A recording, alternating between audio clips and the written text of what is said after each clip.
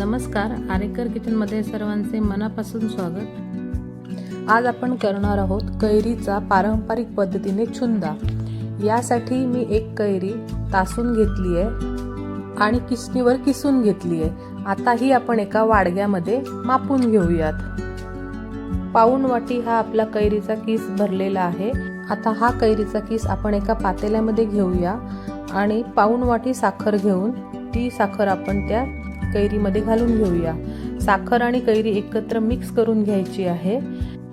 आपली साखर आणि कैरी एकत्र व्यवस्थित मिक्स झालेली आहे। आता आपण हे मिश्रण रात्रभर झाकून ठेवूया।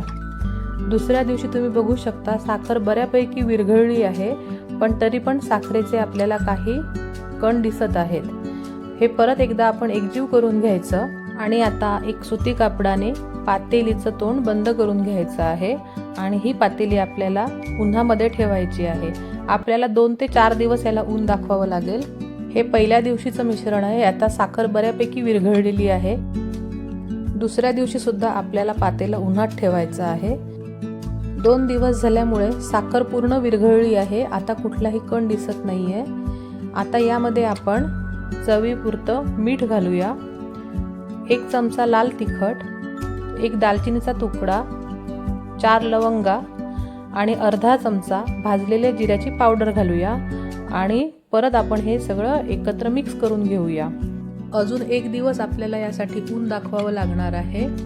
कडकडीत उन्हामध्ये 3 ते 4 दिवसात हा चुंदा तयार होतो। आता परत एकदा आपण मिक्स करून घेऊया। आपला चुंदा व्यवस्थित तयार आहे। तयार चुंदा आपण आता काचेच्या बरणीमध्ये भरून घेऊया। हा चुंदा पोळी, पराठे, थेपले यासोबत खायला खूप छान लागतो। तर तुम्हीही तयार करून बघा। उन्हातील पारंपरिक पद्धतीचा हा चुंदा आणि रेसिपी आवडल्यास चॅनलला लाईक, शेअर, सबस्क्राईब करा। धन्यवाद।